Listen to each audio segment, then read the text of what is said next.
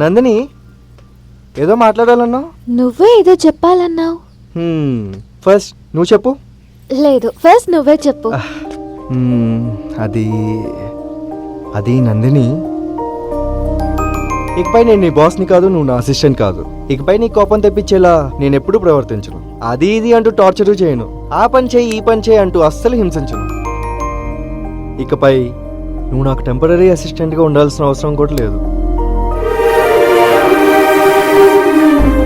చాలా రోజుల నుండి ఈ విషయం నీతో చెప్పాలనుకుంటున్నాను, బట్ టైం కలిసి రాలేదు. మనసులో ఉన్న ప్రతి మాటని షేర్ చేసుకోవడానికి ఒక టైం అంటూ రావాలి కదా. ఆ టైం ఈరోజు వచ్చింది. బట్ నీకెలా చెప్పాలి అని తెలియట్లేదు నందిని.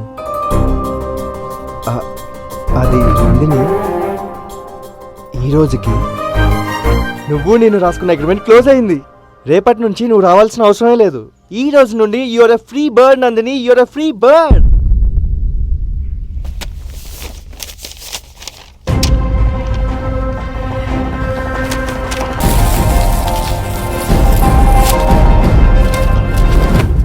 ఇదే కదా నువ్వు నాతో చెప్పాలనుకున్న విషయం.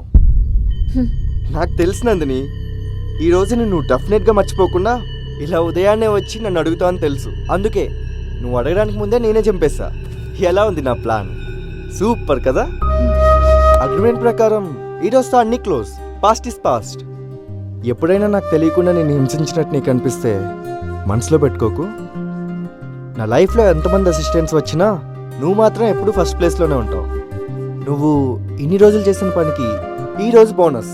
ఇవాళ ఏం పని చేయొద్దులే, హ్యాపీగా ఇంటికి వెళ్ళు. ఇన్ని రోజులు చేసిన దాన్ని ఈ ఒక్కరోజు భారం కాదు. మన అగ్రిమెంట్ అయిపోవడానికి ఇంకా 5 hours టైం ఉంది. కంప్లీట్ చేసే వెళ్తాను. ఓకే నందిని, నీకు ఎప్పుడైనా రావాలనిపిస్తే హ్యాపీగా రావచ్చు.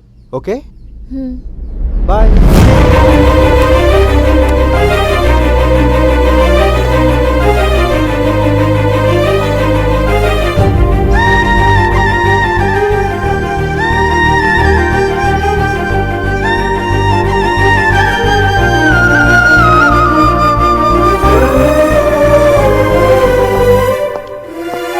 ఇక్కడున్నావమ్మా. అర్జున్ ఫోన్ చేశాడు, ఈ రోజుతో అగ్రిమెంట్ క్లోజ్ అవుతుందని. అది కాదు, మీకు మీరే ఎందుకు అగ్రిమెంట్ క్లోజ్ చేసుకుంటారు? నేను ఒక లాయర్గా లీగల్గా ఏం చేయాలో అది చేసి తీరాలి.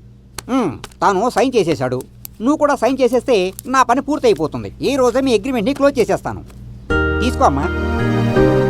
ఏంటమ్మా అలా చూస్తున్నావు? ఈ రోజు కోసమే కదా నువ్వు ఇన్ని కష్టాలు పడ్డావు. ఆ రోజు వచ్చేసింది. నువ్వు ఒక సైన్ చేసేస్తే నా పని కూడా పూర్తవుతుంది, నేను వెళ్ళిపోతాను.